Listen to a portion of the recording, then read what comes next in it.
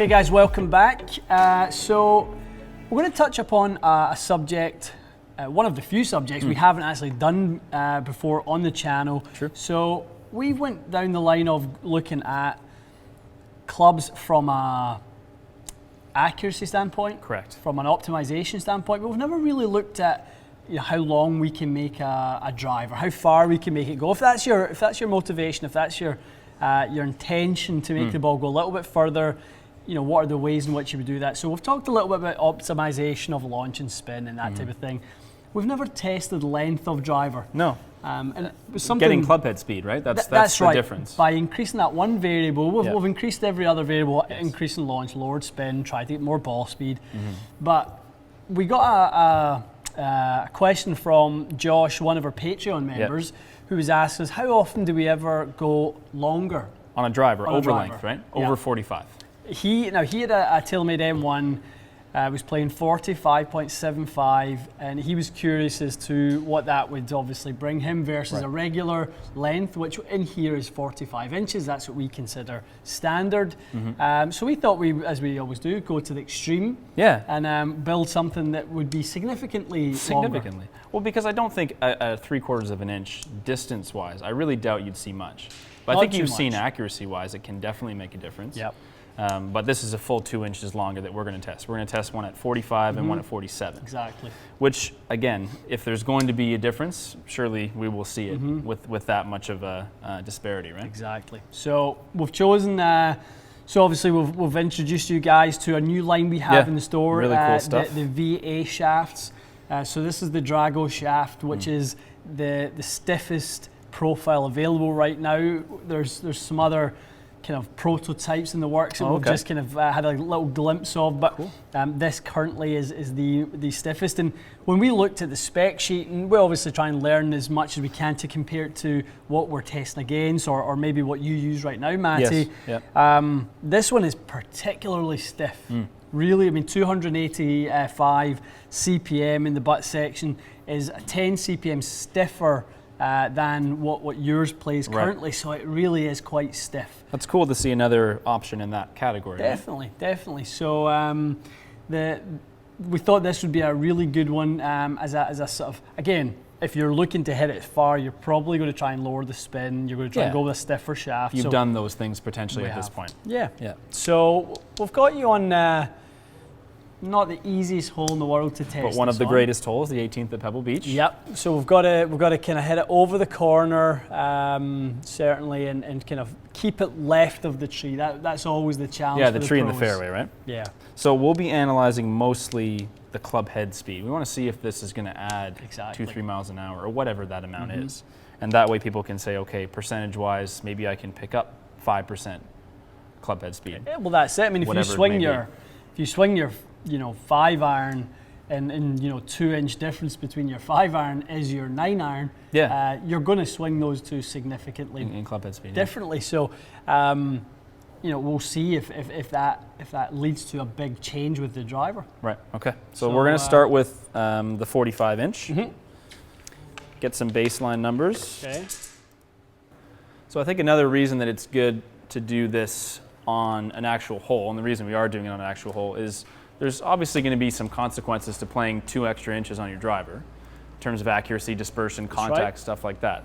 So I'm hoping we see some extra distance from it, but I think we're also going to see likely, I guess, a fall off in the ability to keep the ball in line with that extreme. It's basically a long drive shaft at that point. I mean, Is it? 47 is it, pretty right? much. Yeah. Pretty much. I mean, that would be a length very commonly used by the long drive guys for a combination of extreme distance and some accuracy. Yeah, exactly. So here's the regular sort of option, 45 inches, what you would expect to play. This is definitely an option that you could do very well with. Yeah. A shaft profile that definitely would put in your hands without any hesitation from a fitting standpoint. So let's see what it does. Okay.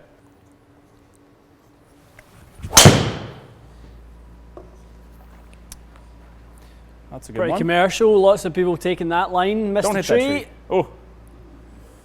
That's good. Nice. Yeah, you take that one. Oh, a little more ambitious line, turning Yeah, it back. a little That's bit. the nice one. Yeah. That's really good. Yeah, so that was hit pretty well. That's probably about whatever swing speed that was. That's like a comfortable one. Probably didn't murder it, but I wasn't a careful one either. I mean, your numbers are right on that. That's 170, just shy of 171, 10.5 launch, just shy of 2300 spin, club speed 120. Okay. So that's obviously that's what we're looking at here. Okay. Yeah, I think that drive there is representative of what I caught really well, swung pretty fast, and I would consider that probably the upper limits of where club head speed would be. Okay. All right. Let's throw on the longer shaft and see if it gives us another dimension. All right, Matty, we've put the long drive combination together. 47 inches, massive difference, isn't it? It's a little strange to look down at, but the difference between your driver and 3-wood doesn't feel crazy. Yeah. This feels It foreign, does, yeah. I think the main difference is I just feel the need to be a lot further away from the ball. Yeah. Which I guess the further you get from the ball, probably the less confident people naturally are about making good contact. And we were just talking about maybe some of the consequences that may happen as a result of using a longer club. Yeah. Club will probably track a little more from behind you, move a little more left and up. Yep. So let's see what the result of that so you're is. saying I should likely be swinging a little bit more from your behind tendency, me. being from the inside and coming as shallow as you do with the driver, I would expect that to increase ever so slightly. Okay. All right. Well, I'm going to aim a little more down the left side. Okay. Carry a bit more of that water. See if we get a bit more club head speed, perhaps. Hit nice pretty well. flight. Really good flight. On the line. That was hit pretty much in the center, I think. Yeah, you striped that one. Little jump in ball speed. Okay, a little more club. Great strike. I mean, Yeah, you flushed it right on the money. Yeah. It's definitely lucky to get that good of a strike to start with.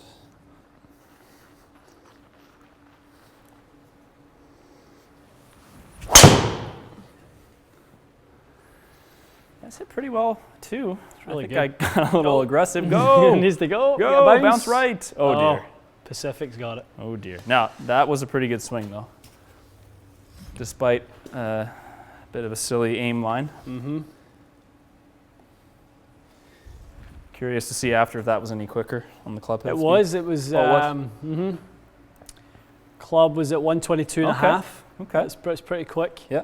173.5 is.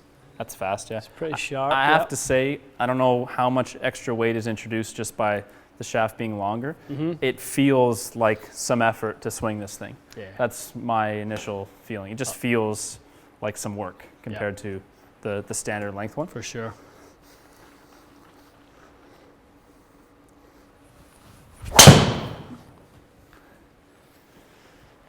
A little more curvature to that one. Yeah, a little more knuckly. I mean, the funny thing is, honestly, I feel like I'm swinging slower with this. Does it really? It just, the club head just feels like it takes ages to get to the ball. Ball speed is at 175 there. Well, that's no joke. That's definitely faster, isn't it? Okay, let's go after a couple. Let's have a little Kill it a bit. play. Yeah.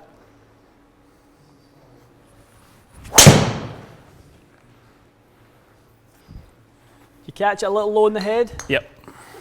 See the little rise in flight. Still was fine. Yeah, it was fine. Just lost Yeah, my balance a bit. You'll be okay with that result. Still hung around at 170 ball speed, 121 and a half. Yeah. So let me ask you this then, because this is getting a bit interesting for me, more from a perspective of how it's changing my swing. Yeah. If you've got someone who is very over the top, Mm-hmm. I know traditionally giving them a longer shaft is not maybe the best approach to give them more control, but is that going to influence them to swing less this way and get the club a little more shallow? I would be more inclined to look at weight for Okay, that. so heavy in the head or heavy in the shaft? Bit of both. Bit of both. Bit of both, Gotcha. but a lot of shaft weight for sure. Right. Keep it in their closest to their hands. Interesting. Because this does feel heavy to me, I think maybe as a side effect, Yeah. not so much as an intention. if we use that to describe swing weight and just exaggerate that, if we put, if we held sort of the club out in front of us and put the club head, or say we put 5 pounds, Yep. at, 45 inches away from us, we could hold that up. We put that, at 200 inches. Oh, okay. I think it's very heavy. Gotcha. So we're just pushing the mass further away from you, which increases the force that the club head has. So that 205 grams increases in applicable force by making the club longer. That's what I'm feeling then, I guess, That's is what it that. is. Yeah. Okay. The club never really got much heavier. No, it's true. But from a swing weight perspective, it obviously increases a lot. It's very, very different feel. Okay, let's get a few more.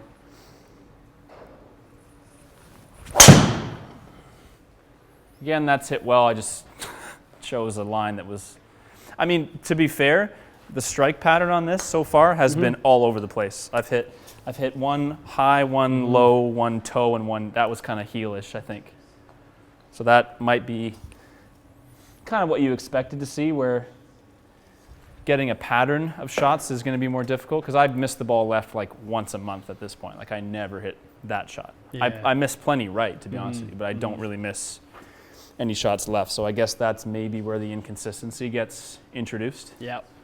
I mean, we'll obviously do our conclusion in a second, but it's interesting to me. There's only 2 or 3 mile an hour ball speed pickup, 1 to 2 mile an hour club head speed pickup. You expect to see more, right? Would you sacrifice, hitting sort of 7 to 10, maybe fairways around for a little bit of gain? Yeah. You probably wouldn't. No, true enough. Probably wouldn't. But let's hit a couple more. Okay.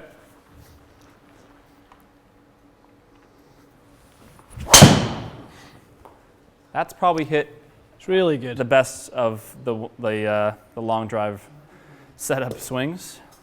Yeah, that was really good. I mean, again, I honestly feel like I'm tired from hitting those shots. It's bizarre. Like, it just feels like a lot of work. But there's no doubt, what was that one? Yeah. Like 176, I had a lesson 2 weeks ago with Larry, and we were deliberately trying to really generate some speed with my driver. I got one ball up to 176.6, or sorry, 175.6. So I can say for sure, yes, I can swing this faster with, I guess, the same golf swing, because I wasn't even trying to hit that very hard. But I think a lot of stuff has to be very perfectly in line to hit that kind of a shot. More often than not, you're going to hit the shot that goes in a different direction. You introduce some variables, don't you? There's no doubt about that. I think where we're kind of concluding to here is that, it's going further. Yeah. The ball's no going doubt. further. You've picked up about 5 miles an hour ball speed. So if you're doing it, don't do it with care. Do it with professional guidance. Because what we've found we can't just take your head. We know how heavy the G400 head is. We've talked about that all year. We can't do that with a longer shaft. We would probably be best to do this with a 190 gram Callaway Rogue or something like that. Interesting. And then we could probably get the benefits of it without influencing your delivery by making the club overly heavy. Okay. So that's advice for someone who has seen this and gone, okay, there is something there. Something in it. But err on the side of a lighter head in that case, which is funny because it's the complete opposite of what we often talk about. We talk about erring on the heavier side with something like this, or increasing the weight in the Sub-Zero, because it just generally gives you a better swing weight. For sure. I mean, we just obviously done our driver with myself, and I had a chance to test that particular driver last week, and were you hitting it good? Phenomenal. Oh, that's awesome. It was phenomenal. It's exactly what I was looking for, and it just feels so much better. And I had to find the right combination of 14 grams at the front, 5 at the back to give me exactly where I want, which is D4 swing weight. Okay. Which is it's so good being able to dial that in. That's great. Yeah. We used to have to obviously hot melt the heads and a little bit in, test it a little bit in, to get it where we want it. Having the adjustable screws is just so useful. So, that's where the build, you can never overlook the build when it comes to making the right balance of golf clubs. That's a very good point. So there's merits to it, but it can come at sacrifice. It can come at a cost of accuracy, maybe a little inconsistency in delivery and strike point based on the weight.